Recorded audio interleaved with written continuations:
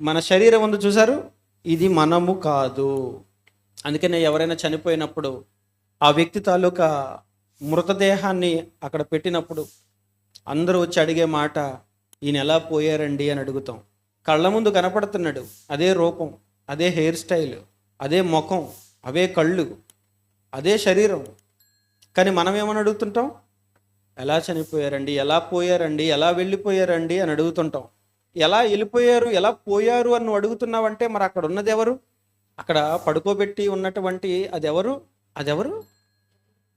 అది కాదు. మనం ఇన్నాళ్ళు మాట్లాడమే, అక్క, వదిన, అన్నయ్య, బావ, అమ్మ, నాన్న అని పిలిచింది దాన్ని కాదు.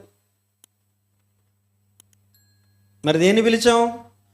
దానిలో ఉన్నటువంటి ఆత్మను పిలిచాం. అంటే పేరు ఆత్మకా శరీరంకా? ఆత్మకి.